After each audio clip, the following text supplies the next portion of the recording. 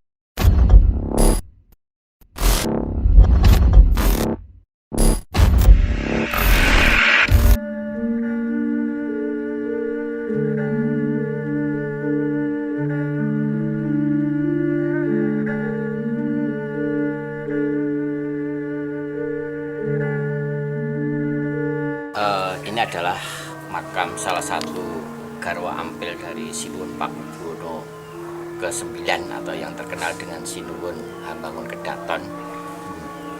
Beliau nama mudanya bernama Raden Ayu Mayangsari. Kemudian setelah diangkat menjadi garwa dalam Sinuwun Pakubuwono ke-9, kemudian diberi gelar Bandara Raden Ayu Sedah Mirah. Beliau adalah seorang garwa yang pandai karena konon kabarnya beliau menulis sebuah kitab yang bernama Kitab Ponconiti. Nah, ini. Kemudian beliau ini adalah kepala rumah tangga dari Keraton Mataram Surakarta pada saat itu. Karena sebagai kepala rumah tangga karaton, maka pada puncak karir beliau oleh Sinuwun diberi gelar Bandara Raden Ayu Adipati. Berarti beliau diberi gelar pangkat Adipati. Ini adalah gelar yang sangat tinggi karena ini setingkat dengan Patih Dalem, setingkat dengan Gusti Adipati, setingkat dengan Putra Mahkota. Jadi gelar Adipati ini gelar yang sangat tinggi sekali. Ini menunjukkan bahwa Sinuwun Pakubuwono ke-9 ini sangat menghargai, sangat menyayangi dari garwa dalem Bandara Raden Ayu Sedah Mirah ini. Kemudian setelah wafat pada tahun 1826, akhirnya beliau dimakamkan di bekas Keraton Mataram yang ada di Kartosuro ini. Dan ini beliau konon kabarnya juga seorang wanita yang cantik, wanita yang sangat memikat begitu karena kepandaiannya, juga karena kepribadian orang, kalau bahasa kita adalah inner beauty-nya yang luar biasa, yang memberi semangat kepada Sinuwun Duksina atau Sinuwun Hambangun Kedaton ini menjadi seorang raja yang penuh inisiatif, raja yang penuh kreatif dalam rangka membangun Keraton Mataram yang berpusat di Surakarta ini. Dari beliaulah muncul ide-ide untuk mengembangkan pembangunan di seluruh wilayah Keraton Surakarta Hadiningrat. Dari beliaulah ini Sinuwun Duksina atau yang kita kenal dengan Sinuwun Pakubuwono ke-9 ini berhasil memajukan daerah-daerah ini. Karena berkat beliaulah ide-ide atau gagasan-gagasan inilah yang menjadikan Sinuwun itu mempunyai pemikiran-pemikiran tentang bagaimana memajukan kesejahteraan rakyatnya. Maka tidak heran apabila walaupun hanya sebagai ampil dalem maka beliau menempatkan di sini karena beliau ditempatkan di sini untuk menghormati beliau sebagai salah satu ampil dalem dari raja besar kita, yaitu Sinuwun Pakubuwono yang ke-9.